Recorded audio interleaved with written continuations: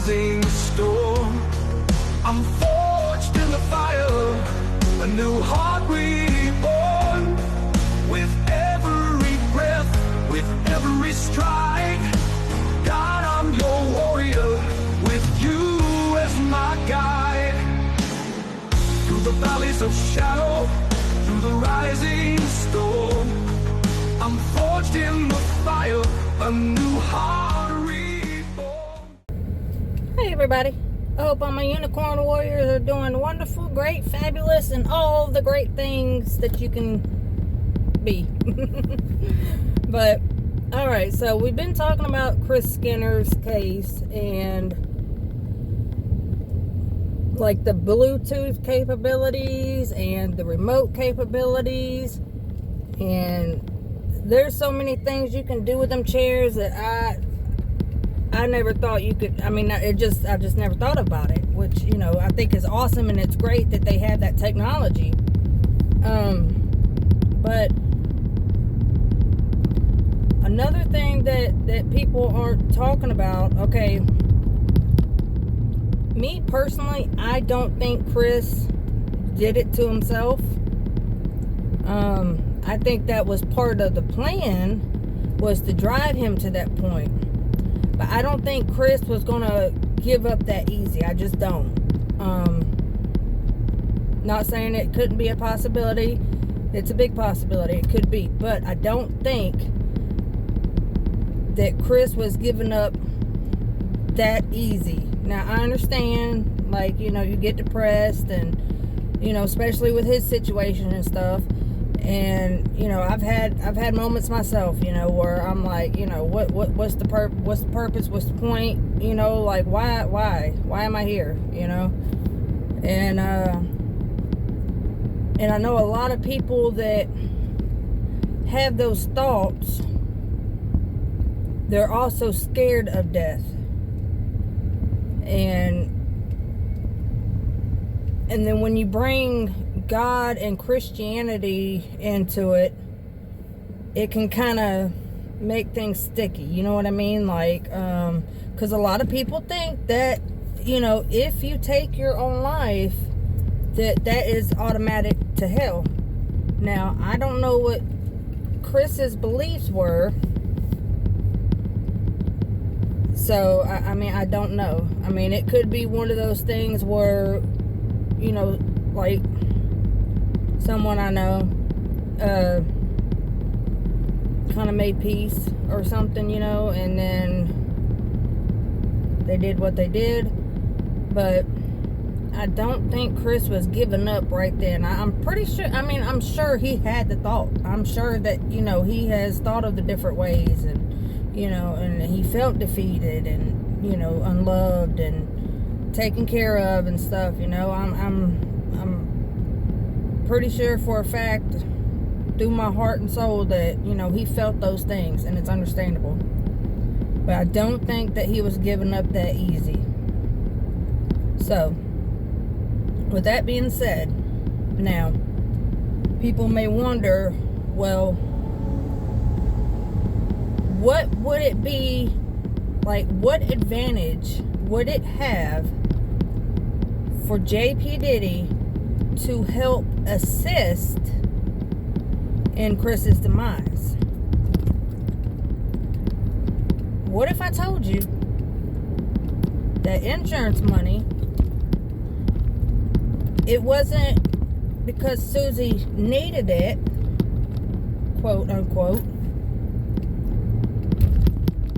and, you know, I mean, like, I get, like, you know, needing the money and stuff for your kids, okay, alright, but did she look out for her kids? I mean, I personally don't know for a fact, but I know now her actions, and her actions in this past year, and even her actions before that past year, that led up to Chris, that she was not looking out for her kids. So, now, why would JPdiddy want Chris to pass? And why was Suzie want it so bad to be ruled an accident, not just for the insurance money and not just to save the kids from that, which maybe she had a little, whatever for that. Okay? Remember, JPdiddy and them were building a new church. They were trying to raise funds. Suzie, instead of having donations for her and her children, as people usually do, they give in a time of loss and need. Suzie didn't want that money. She wanted all that money to go to JPdiddy for that new church. JP tells us this in Chris's sermon, in his what is it, Celebration of Life sermon. He tells us this out of his mouth. So when you got life insurance, which we now know the exact amount, 50 grand, that's a good chunk of change. Now I wonder if Suzie is helping out her friend that has her children financially, kind of like child support or whatever, which I'm glad somebody's got them and they're safe, and they seem to be amazing kids. I mean, I don't know them personally, but I mean, they seem to be amazing kids, and they just graduated. I'm so proud of them, and they don't deserve this. And I respect Tamara for having an open conversation with her niece, and especially at that age, because I get like when, and I'm not kind of going off on a ramble here, but like I know, like say my kids for instance, when they were younger. Now when certain things came about in our life, I did not feel at that time that they would understand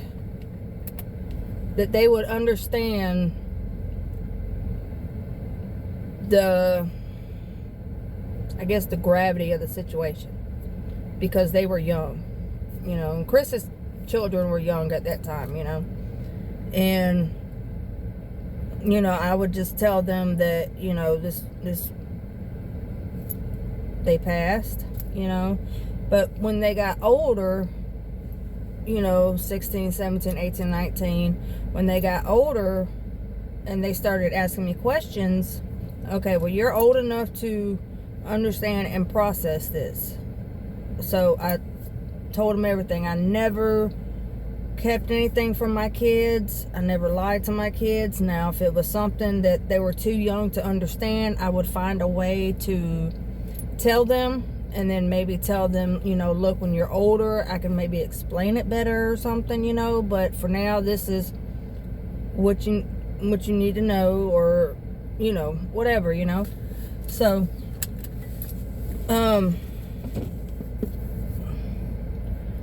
but I mean, when they did get older and they had questions and they were old enough to understand and process, and get the gravity of the situation, I told them, I was open and honest with them, like I always have been.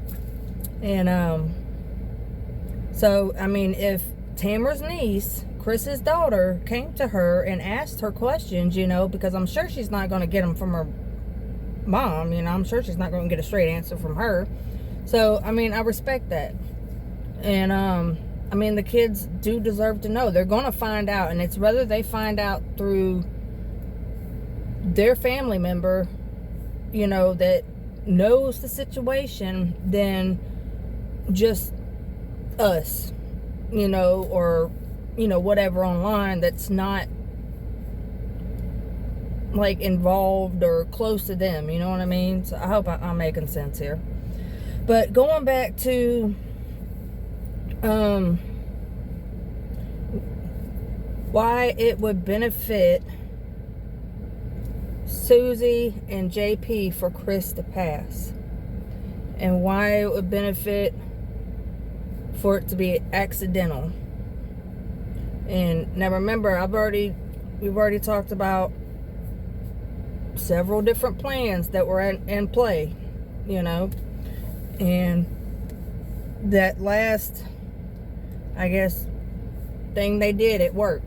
So, and it could go either way on the narrative, you know, either he did it himself or it was accidental. Now we've done saw different narratives, as in the HOA, and you know, there was never a lawsuit. Why wasn't there never a lawsuit after that? That could have been extra money, you know, but hey, we don't want too many eyes and too many things putting a spotlight on, you know, certain people that are trying to get away with something. So that's why there wasn't a lawsuit.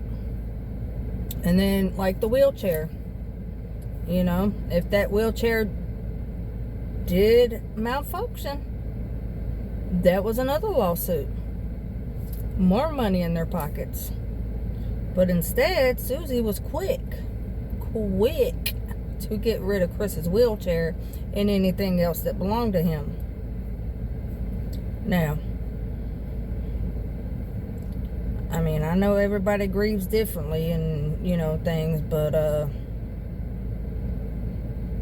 I don't think I could grieve like her if I lost my husband. I don't. But anyway, I'm gonna go ahead and get off of here, and then I'm gonna play y'all exactly what JP says at the sermon of Chris's celebration of life, theater, play, whatever you want to call it for Chris. And yeah, and y'all let me know what y'all think. And if today's your birthday, happy birthday. Also, I forgot to tell y'all too, so before I go inside, also at that celebration of life that he had for Chris, he also talks about Chris's wheelchair malfunctioning. And then he says that, I guess one of the, what is it? The people that, like, bring you the collection plates or whatever, went up, the ushers, I think it is. But anyway, one of them came up to Chris and said, hey, everything all right? Or, you know, what's wrong? Or whatever. And, Chris told him, no, I'm just dancing. So, and I had told that to Miss Ann about the dancing thing or whatever. And I couldn't pinpoint exactly which sermon it was that he said it until I was going back and re-listening to make this video, actually. And it was in that one, his celebration of life. And but yeah, just have your notebooks handy, and we'll get into it. I'm gonna play y'all the sermon, or whatever you want to call it, but I'm gonna play it, and I want y'all to also pay attention to the way that he talks about Chris's children. Now, y'all know I'm very protective and stuff over children and, you know, things like that. So I'll put in, or you should be able to tell, but I'm gonna try and edit out their names like I normally do. But if I don't, forgive me, but I will try to. But you'll know when he's talking directly to Chris's children.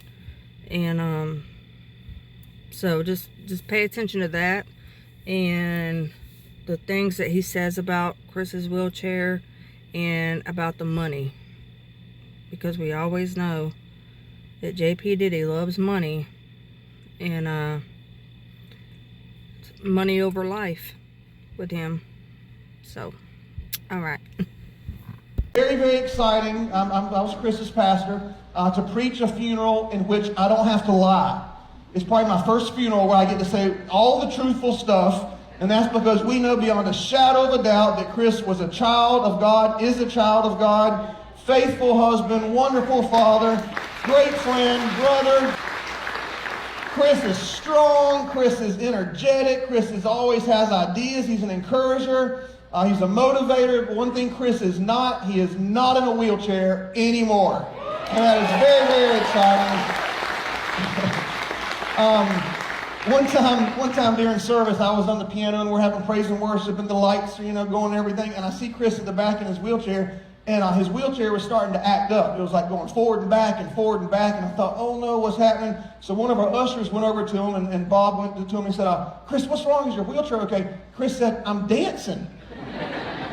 But now he's really dancing, not in the wheelchair. He's really dancing. He's probably dancing like a white guy with no rhythm, but he's dancing nonetheless. So that's cool. I remember being at Chris's house a while back, and he always had a sense of humor. And I was noticing his tennis shoes, and I'm a shoe kind of guy. And I said, man, you got some nice tennis shoes. These things look brand new.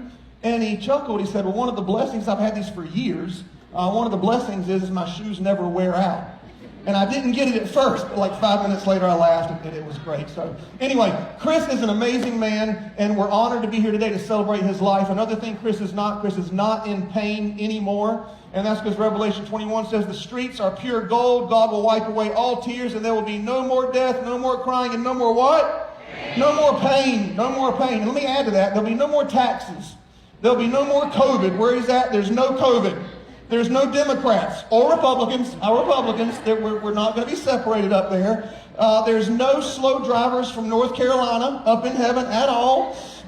There's no sickness, no sorrow, no pain, no crying, and he is up there having a blast right now. And a lot of people, when things like this happen, they immediately go to the kids and they say, oh, he's in a better place. And so I kind of wanted to spend 5 minutes just encouraging a my heart is for them, amazing kids, and y'all can listen if you want to. But, people come to them and, oh, he's in a better place, and he's at peace, and that kind of thing. And when people say that, I want to say, well, give me proof. Give me proof, right? Have you been there? Do you know? Have you talked to somebody that's there? And the truth is, I have proof. I haven't been there, but I've talked to somebody that has been there, that is there. In fact, I've talked to somebody even today, the guy that actually built the place. Genesis 1:1 says God created the heaven and the earth. So if earth is real, then heaven is real. Because the same book teaches us about both. The same God created both. In fact, 70 times in the book of Matthew alone, Jesus mentions heaven. 54 of the 66 books of the Bible mention heaven. So how do we know that Chris is there, though? How do we know beyond a shadow of a doubt that Chris is in heaven? Easy. Ephesians 2:8 says, by free grace you are saved through faith. It was nothing you did, but a gift from God. All the good things that Chris did in his life is not why he's in heaven. And bad things is not why people go to hell. Nobody goes to heaven for doing good things. Nobody goes to hell for doing bad things. They're in hell because they did not receive this free gift. Chris is in heaven because we know he received this free gift. And I have proof because the fruit of his life shows that he was a servant of Jesus Christ. Nobody can get through what he went through in the 20 years of physical and mental pain. Nobody can do that without Jesus living in their heart. Nobody can do that. When I have a cold, I don't want to be nice to anybody. Like, I just sit in my room and do nothing. To be in the predicament that he was in and still be such a faithful man, such an encourager, great father, that is only by the grace of God in his life. That's only by. So when did Chris actually go to heaven? He went there immediately. Jesus told the thief on the cross, Luke 23:43, I promise that today you will be with me in paradise. The very millisecond he left this earth, he was in heaven. There was no waiting around like that movie Ghost or nothing like that. He went straight to be with Jesus. And so I wanted to encourage the kids. So what does your dad look like in heaven? He's still white. The Bible says in Revelation 5:9, every tribe, language, people, and nation, we keep our ethnicity. So I didn't know if you were worried about that or not. Your dad still did. Now, I was guessing if he got to heaven and Jesus is like, what do you want to be? I'm guessing he'd say Jamaican. I don't know why I think that. I could see Chris with dreads, surfing, singing Bob Marley songs, but he's still white. So what is his body like? Philippians 3:21 says God changes our weak mortal bodies and make them like his own glorious body. Jesus in his resurrected body, before he went to heaven, in his resurrected body, he talked, he walked, he ate food. Chris is eating food. Jesus walked through walls in his resurrected body. So I don't know if there's doors in heaven or not. If there is, they don't need them because they can walk through walls. Jesus traveled at the speed of thought. Chris is able to travel at the speed of thought right now. Here's another question. Can Chris see what's going on? Because people say that. They say, oh, you know, your dad's watching you. Close, and the family's going to be in the fellowship hall, which is through this way. When Suzie was at the funeral home, they said to her, what do we put at the bottom where, in lieu of flowers, donate to so-and-so? And Suzie said, we're going to donate to the building fund because we're building a new building and all kind of stuff like that. Says Suzie, nobody wants to give money to a building fund in honor of Chris. They want to give money to you in honor of Chris. And the kids are going to be driving next year. We want to make sure they get cars. They got college a few years after that. And so what we've done is Chris's book that he wrote is over here on this table, and a bunch of T-shirts that he's had over the years for his different speaking engagements. And so we want to bless the family financially. This is at my request that we do this, not theirs. And so that's what this box is for. On your way out as you leave, the book that Chris wrote, minimum of $10 per book. T-shirt, minimum of $10 for a T-shirt. If you get both, it's $50. That's a good deal if you went to Sockesty. Get that. We really want to bless the family. You don't have to get something. You can still bless them without getting a shirt or getting a book, but please do that. If you want to use our credit card machine at the back, you can do that. And on the receipt, write Skinner family, put it in the box, and we'll write them a check. But we want to make sure we take care of them financially. Amen? Okay, good. At Suzie's request, evidently every single night, Chris had a favorite snack. He had a stomach like an iron, she said, but every night he would eat Doritos and Texas Pete. Okay, some Southerners are in the room. So whenever you leave, we want you to leave this way if you can and greet the family in the fellowship hall. There's a book that Funeral Home wants you to sign in our foyer. And in our fellowship hall, everybody gets Doritos and Texas Pete. And if your stomach's like mine, the bathroom's also down the hall over here to the right on your way out. So make sure you do that. It was an honor to be Chris's pastor, but now he's attending another church. He's attending the Church Triumphant. So today, as pastor of Solid Rock, it's my honor and privilege to transfer the membership of Chris Skinner to the Church Triumphant in a city eternal, not made by human hands, but made by the hand of God. So with the highest recommendation from your former pastor, I bless you, Chris Stephen Skinner, as you spend all eternity serving God in the great city called heaven. Take a look at the video.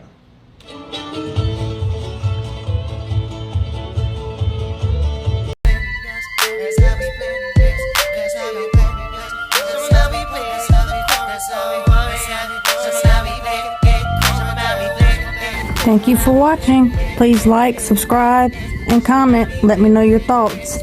And if today's your birthday, happy birthday!